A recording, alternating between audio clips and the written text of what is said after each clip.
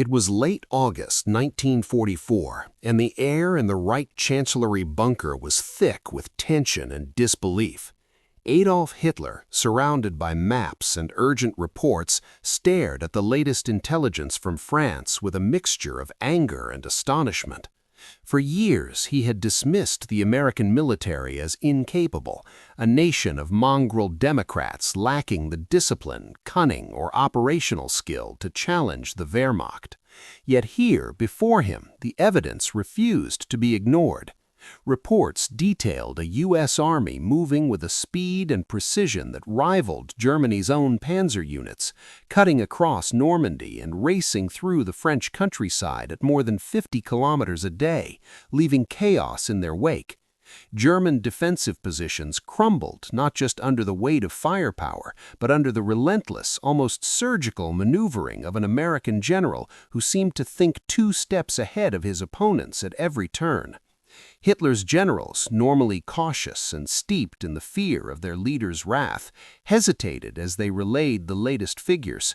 Thousands of German soldiers were being encircled, entire units destroyed or forced to retreat in disarray. Supply lines, communications hubs, and headquarters were being systematically targeted, leaving the once feared German army disoriented and vulnerable.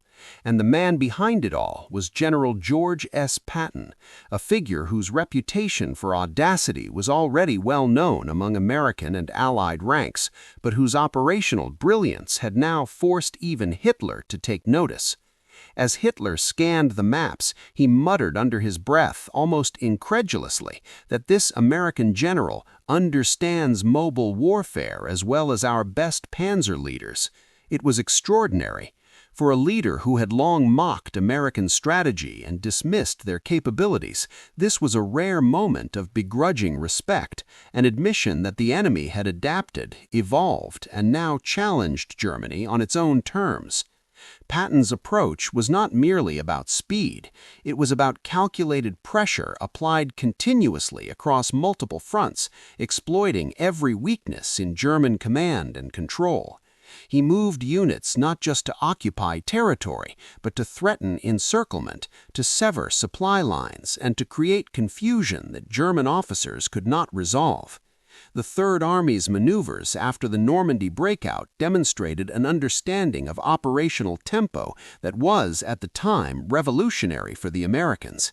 By advancing rapidly, striking deep, and cutting off German avenues of retreat, Patton's forces achieved results that were disproportionate to their size and resources.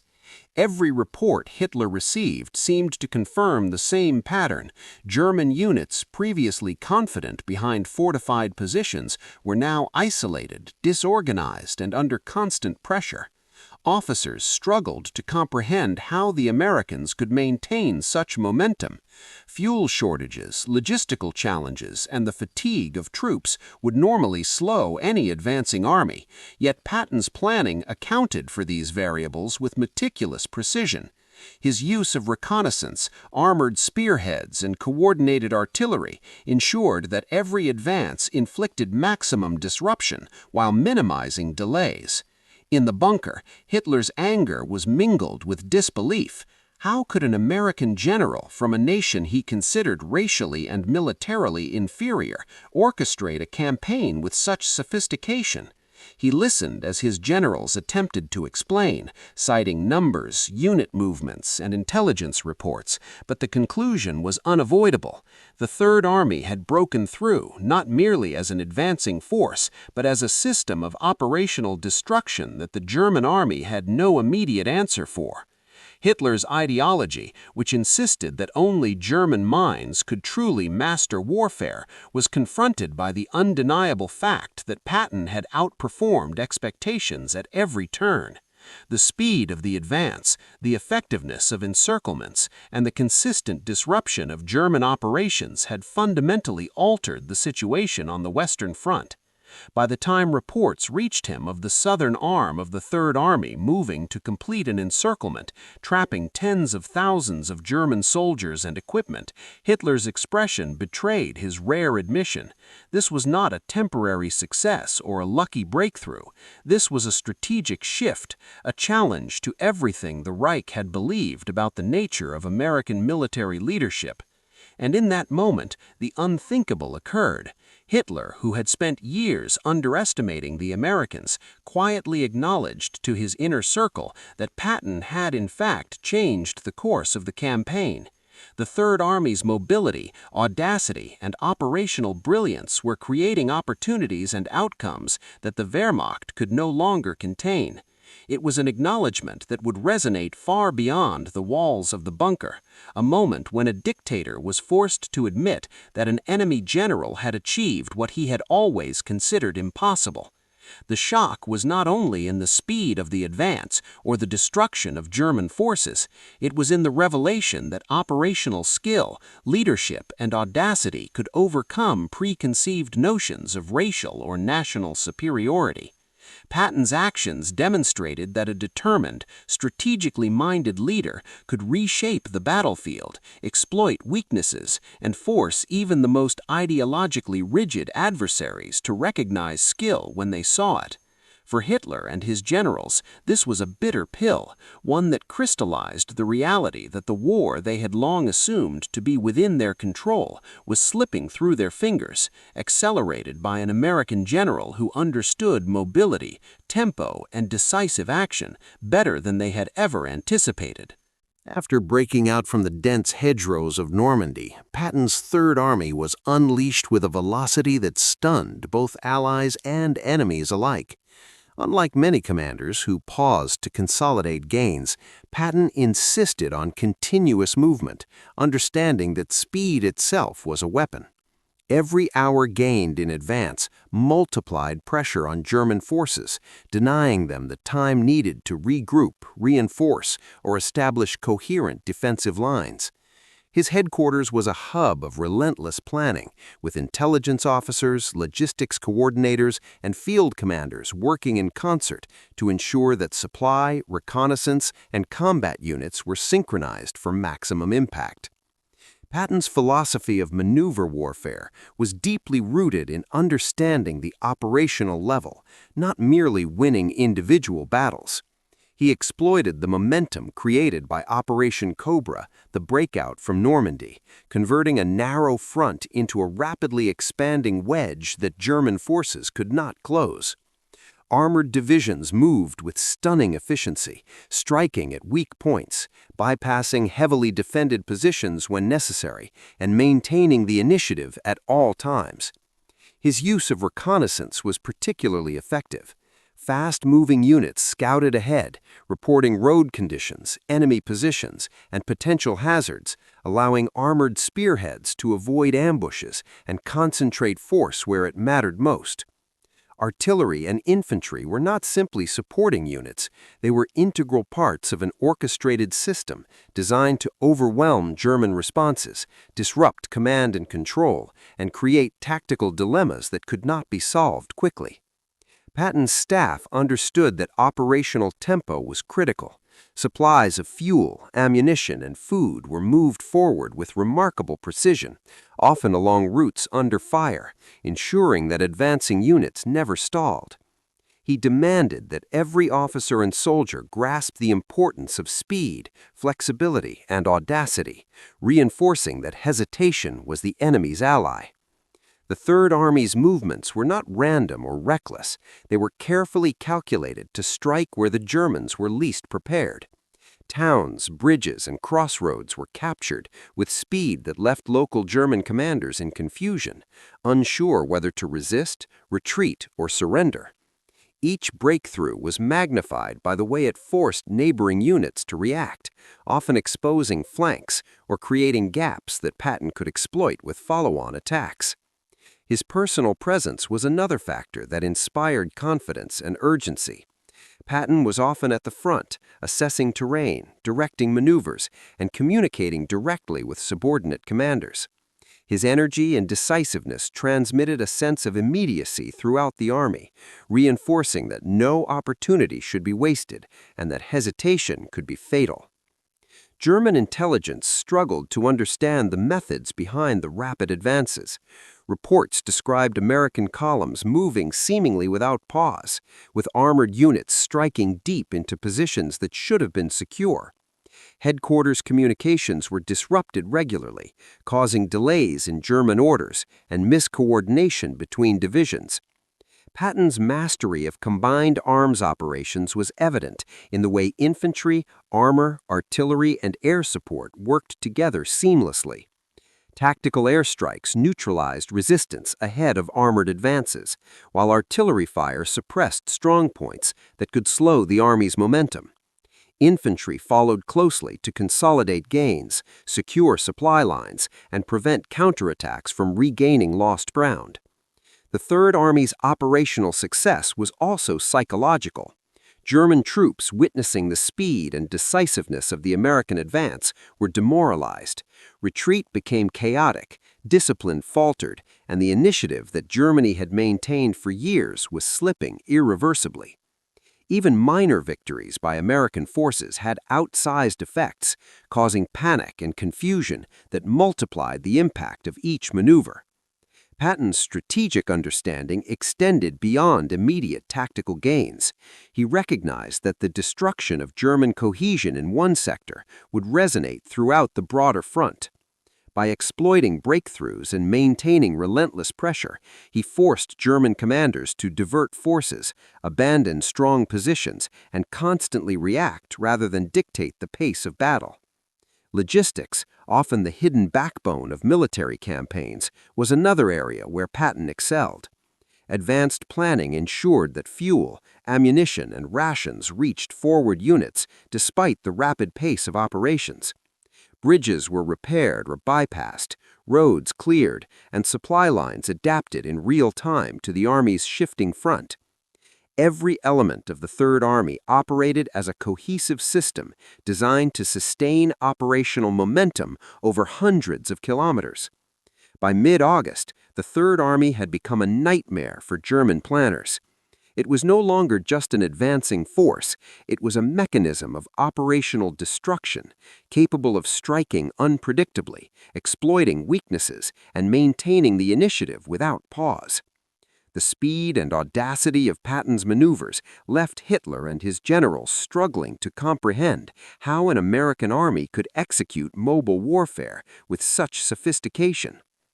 Every report from the front lines highlighted breakthroughs, encirclements, and the relentless pressure applied to retreating German units. Patton's brilliance lay not only in speed, but in understanding that warfare was about creating dilemmas for the enemy, forcing them to react under pressure, and multiplying the effects of every action through coordination, logistics, and audacity. By the time the Third Army crossed the Seine and pushed toward the heart of France, it had become clear that Patton's operational genius was reshaping the war. German defenses, once thought nearly impregnable, were unraveling under the weight of calculated, continuous, and unpredictable advances. The Third Army's success demonstrated that mobility, tempo, and decisive leadership could overcome superior fortifications, entrenched positions, and long-standing assumptions about enemy capabilities.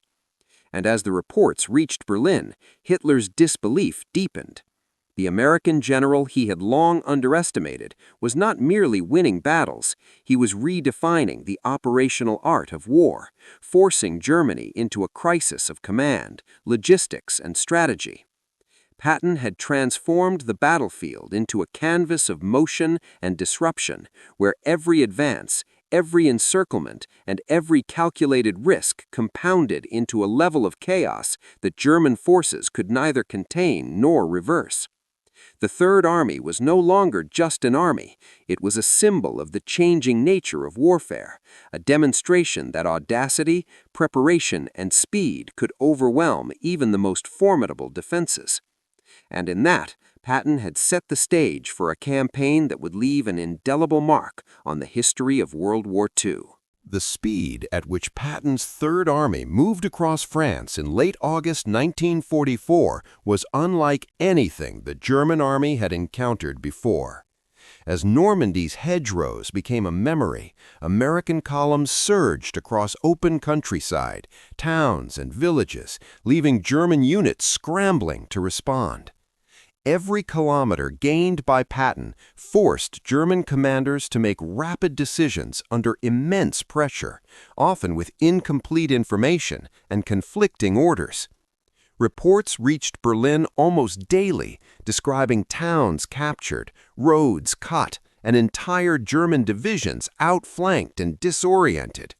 In some instances, retreating German units ran into advancing American armored spearheads unexpectedly, leading to sudden surrenders and chaos. Hitler, reading these intelligence briefings, struggled to reconcile the reports with his preconceived notions of American incapability. The Third Army's operations were not the result of luck or brute force alone. They were a testament to meticulous planning, coordination, and an understanding of operational tempo that the Germans had long assumed only they could master. Patton's forces exploited every weakness in German positions. When roads or bridges were impassable, engineers moved quickly to repair or bypass them. Reconnaissance units scouted ahead to identify enemy concentrations, artillery positions, and potential ambushes. This constant flow of information allowed armored divisions to strike decisively and maintain momentum, denying the Germans any opportunity to establish coherent defenses. The psychological impact on German soldiers was immediate. Reports described troops abandoning positions, panic spreading in the rear echelons, and confusion as units attempted to withdraw under fire. Officers faced impossible choices: hold positions to protect key terrain or retreat to avoid encirclement, knowing that either option risked the destruction of their forces. Patton's relentless pace also created enormous logistical pressure on the Germans. Supply lines could not keep up, and communication networks were regularly disrupted by targeted attacks on headquarters and roadblocks. Commanders often had to issue orders with outdated information, leading to miscoordination, fragmented defenses, and the isolation of entire units. As the Third Army advanced, German intelligence attempted to assess the American Army's intentions, but the speed and unpredictability of Patton's maneuvers made accurate predictions nearly impossible. Columns would strike deep into areas considered secure, bypassing fortified towns and leaving enemy forces cut off. It was a war of motion, one in which hesitation was punished immediately, and the Germans could not keep pace. The Americans' use of combined arms was exemplary. Infantry, armor, and artillery moved in close coordination, supported by tactical airstrikes that disrupted German reinforcements and suppressed defensive positions. Each advance was calculated to maximize operational effect, inflict casualties, and prevent organized withdrawal. The Third Army's crossings of rivers, capture of key road junctions, and rapid encirclement of retreating German units demonstrated a level of operational understanding that few Allied armies had displayed before. Patton himself was a constant presence in this whirlwind of movement. He visited forward units, assessed terrain, and ensured that commanders understood both the immediate objectives and the broader operational intent. His personal energy, decisiveness, and insistence on bold action inspired officers and soldiers alike, creating a culture in which initiative and speed were rewarded and hesitation was punished. German officers reported that they could not anticipate where the next American strike would occur. The predictability that had allowed German forces to dominate in earlier campaigns was gone, replaced by an adversary who combined careful planning with audacious execution. The result was widespread confusion and disarray among German units. Retreats often turned into routs, Supply columns were captured or destroyed, and isolated pockets of German troops were forced to surrender en masse. Every hour Patton's forces gained in territory amplified the strategic consequences, widening gaps in German defenses and multiplying the effects of earlier breakthroughs. As Berlin received these daily updates, Hitler's frustration mounted. Generals tried to explain that the Americans were overextended, that logistical constraints would slow them down, and that German counterattacks could restore the front. Yet the reality on the ground consistently contradicted these reassurances. The Third Army maintained momentum, exploited weaknesses immediately, and left German forces constantly on the defensive. Even where resistance remained, it was piecemeal, disorganized, and unable to halt the American advance. By mid-August, the pace of operations was creating operational crises across multiple German army groups. Communications between divisions were delayed or cut entirely, supply convoys were ambushed or rerouted, and commanders faced uncertainty about the positions of neighboring units. The chaos was compounded by the psychological impact of Patton's reputation. Stories of his audacity, rapid decision-making, and personal leadership spread quickly, demoralizing German soldiers and undermining confidence in their command structure. Cities and towns that should have provided defensible positions fell with alarming speed. Bridges were captured intact, roads became corridors of advance rather than obstacles, and pockets of resistance were surrounded and neutralized before relief could arrive. The Third Army was operating not merely as a collection of divisions, but as an integrated operational machine, moving faster than German intelligence and logistical systems could respond. Hitler, who had long believed in German superiority and American incompetence, was confronted with a stark reality. Here was an American general whose operational art exceeded expectations, who exploited speed, maneuver, and coordination to create chaos across an entire theater of operations. The reports highlighted a pattern. Wherever Patton struck, confusion followed. Retreating forces collided with advancing units, supply lines were severed, and command structures collapsed under the pressure of continuous, unpredictable attacks. It was not simply the destruction of German forces that shocked Hitler. It was the methodical precision and relentless tempo with which it was achieved. By the time the Third Army reached the Loire and pushed further towards central France, it was clear that Patton had changed the operational landscape entirely. German commanders could no longer dictate the pace of battle, and Hitler's assumption that Americans were incapable of mobile warfare was proving disastrously wrong. Each report reinforced the same conclusion.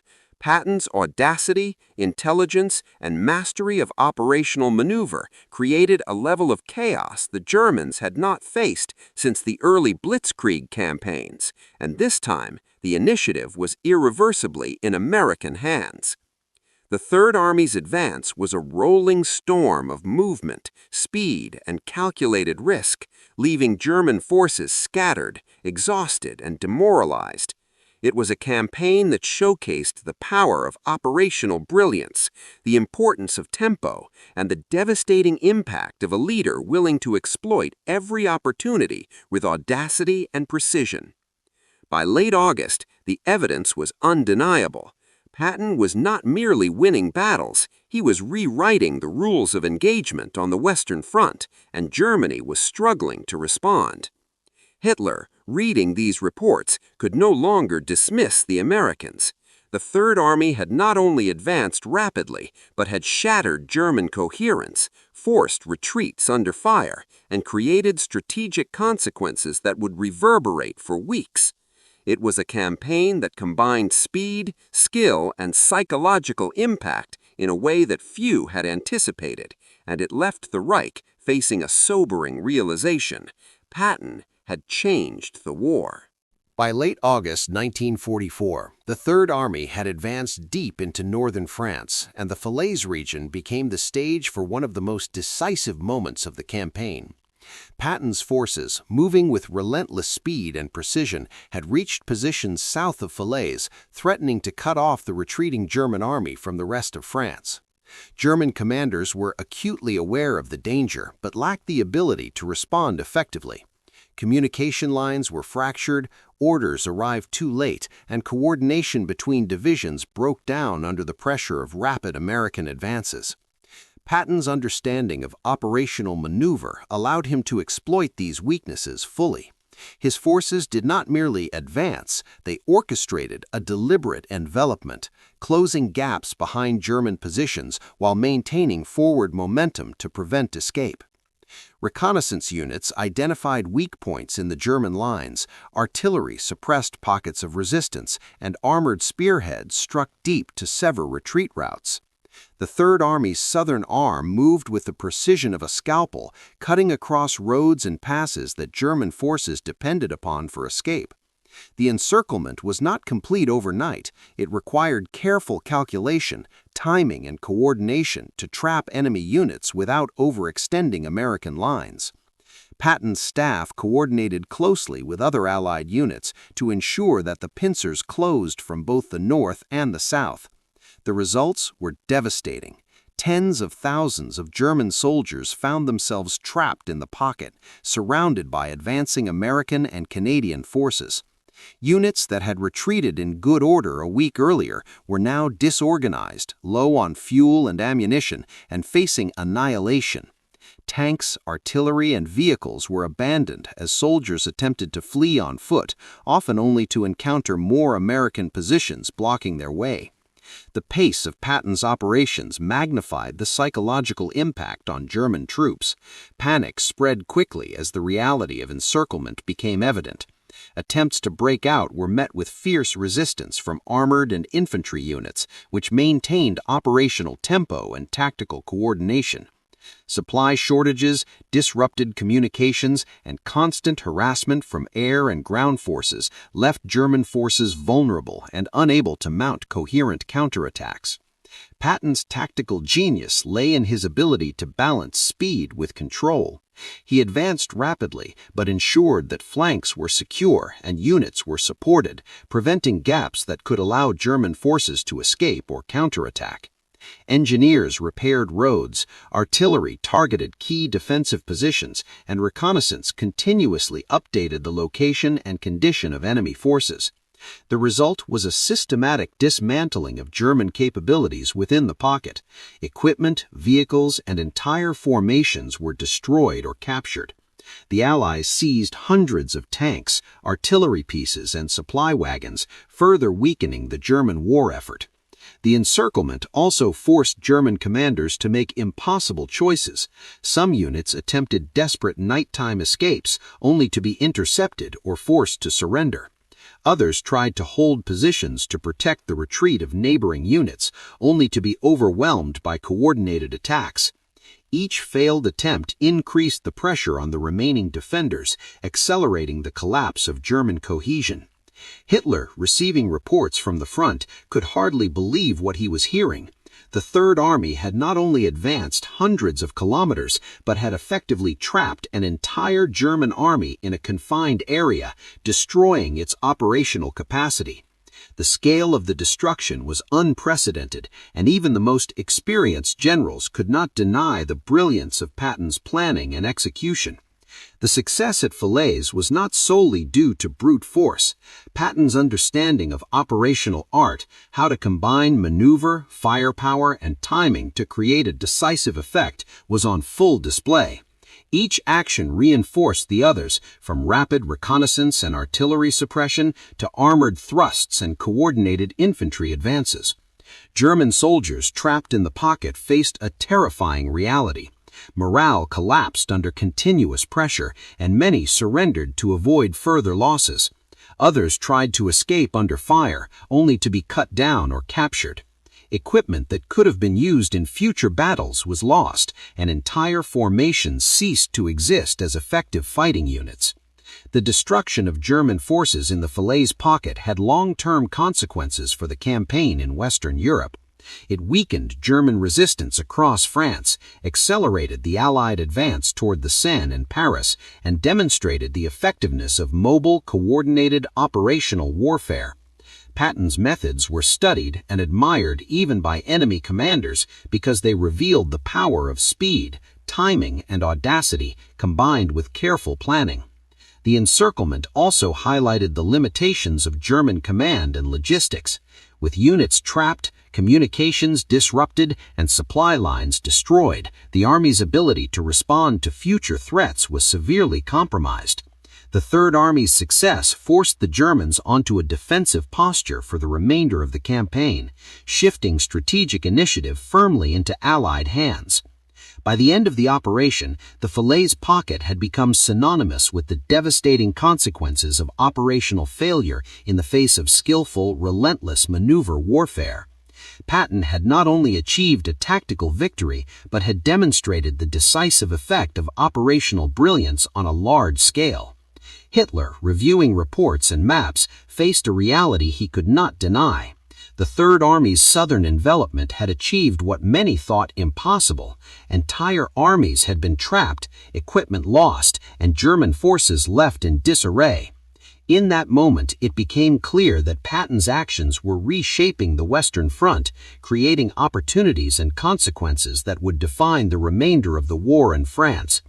The lessons of Falaise were stark. Speed, coordination, and audacity could overcome even the most fortified positions, and the ability to maintain operational tempo could magnify every action into a campaign-altering event.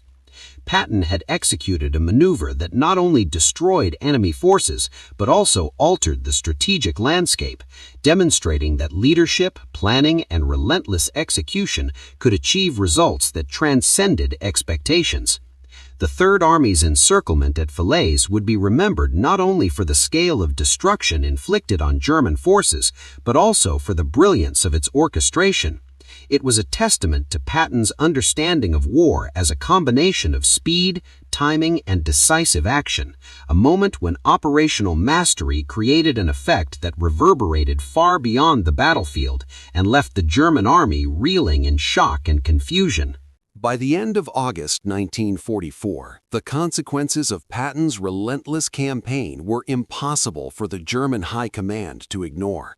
The Third Army had not only advanced hundreds of kilometers, but had systematically dismantled German defensive cohesion, leaving entire units isolated, encircled, or destroyed.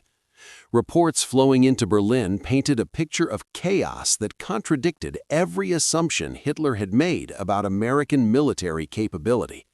For years, he had dismissed the Americans as incapable of operational sophistication, convinced that democracy and racial theories dictated mediocrity on the battlefield. Yet the evidence now forced him to confront a reality that defied his ideology. In a rare moment of unguarded honesty, Hitler admitted to his generals, almost incredulously, that Patton had fundamentally changed the war. "This Patton, he has changed everything," he murmured, acknowledging for the first time that the Americans possessed the operational skill, audacity, and decisiveness he had long denied them. It was extraordinary recognition from a leader who had previously dismissed U.S. forces as inferior. Patton's brilliance lay not only in the victories he achieved, but in the way he achieved them. He had transformed maneuver warfare into an art form, understanding how to exploit speed, tempo, and coordination to create effects far greater than his army's size alone might suggest. His operations had disrupted German command and control, severed supply lines, and created panic across multiple army groups simultaneously. The Third Army's encirclement of German forces in the Falaise Pocket had exemplified this approach, trapping tens of thousands of soldiers and destroying equipment that could not be replaced. Hitler could not ignore that the Americans had achieved in weeks what the Germans could not in months. Even seasoned German generals acknowledged the effectiveness of Patton's strategy, often privately admitting that his understanding of mobile warfare rivaled the best they had ever seen in their own ranks. The Third Army's combination of armored thrusts, rapid infantry advances, artillery support, and tactical air coordination created a continuous operational pressure that German forces simply could not match. Every movement, every decision, and every advance was calculated to magnify the effects of prior successes while keeping the Germans off balance. Beyond the battlefield, Patton's operations had profound strategic consequences. The rapid collapse of German defenses in northern France opened pathways to Paris and the Seine, accelerating the Allied advance and forcing Germany into a defensive posture for the remainder of the campaign. Supply shortages, destroyed equipment, and lost manpower had weakened German operational capacity to a degree that could not be repaired quickly. Hitler's disbelief grew as reports detailed the consequences of Patton's audacity. Entire divisions had been encircled and destroyed, artillery and tanks lost, and the morale of German troops shattered. The Third Army's momentum could not be halted by traditional means. It was maintained not by chance, but by meticulous planning, leadership, and a deep understanding of operational art. Patton's personal leadership style reinforced this effect. He was always present at the front, making decisions, inspiring confidence, and ensuring that subordinate commanders understood both the immediate and broader objectives. His insistence on speed, audacity, and decisiveness permeated the army, creating a culture where initiative was rewarded and hesitation punished. This approach contrasted sharply with the German command structure, which had become rigid, slow to respond, and unable to adapt quickly to the operational tempo the Americans set. By the time Patton's forces approached the Seine and beyond, the strategic initiative had shifted irreversibly. German commanders found themselves reacting constantly rather than directing operations. Retreat became chaotic, defensive positions were abandoned, and the Wehrmacht's ability to regroup was severely compromised. Patton had not only inflicted physical destruction, but had created psychological shock throughout the German army, magnifying the effects of every tactical success. Hitler's rare acknowledgement of Patton's skill was more than personal recognition. It was an admission that the operational realities on the Western Front had changed. For the first time, the dictator who had dismissed the Americans had to consider them as a formidable, intelligent, and adaptive opponent. This recognition highlighted a fundamental truth about warfare. Ideology and assumptions could be rendered meaningless in the face of skill, audacity, and decisive leadership. Patton's success also left lessons for the Allied command. It demonstrated the power of mobile warfare, the importance of sustaining momentum, and the value of integrating reconnaissance, artillery, armor, and infantry into a coordinated, flexible system. It showed that speed, initiative, and decisiveness could create results far greater than numbers alone might suggest. The Third Army's campaign, culminating in the encirclement at Falaise and the advance towards the Seine, reshaped the operational map of France. German defenses were fractured, morale was shattered, and the initiative firmly rested in Allied hands. Patton's brilliance forced Germany to confront vulnerabilities it had long ignored, accelerating the collapse of its forces in the West. As historians would later note, Hitler's grudging acknowledgement of Patton was not just a personal moment of clarity, it symbolized the turning point in operational warfare, where the skill, speed, and audacity of an individual general could redefine a campaign. Patton had achieved more than territorial gains or tactical victories. He had altered the strategic balance on the Western Front, demonstrating that operational genius could overcome entrenched forces and rigid command structures. In the end, the Third Army's relentless advance, the encirclement of German forces, and the disruption of command and supply lines illustrated a broader truth about the nature of war. Initiative, tempo, and decisive leadership were often more important than ideology or preconceived assumptions about an enemy's capabilities. Hitler's admission, however reluctant, was an acknowledgement of this truth. Patton had changed the war, and his actions would be studied, remembered, and revered as an example of operational brilliance for generations to come. The Third Army's campaign in France was not just a sequence of victories, it was a masterclass in maneuver warfare, a demonstration that speed, audacity, coordination, and leadership could achieve results that reshaped the battlefield and forced even the most rigid adversaries to recognize skill when it was undeniable. By the close of August 1944, the Western Front had irrevocably been transformed, and the reality was clear. General George S. Patton had not only won battles, but had fundamentally changed the course of the war.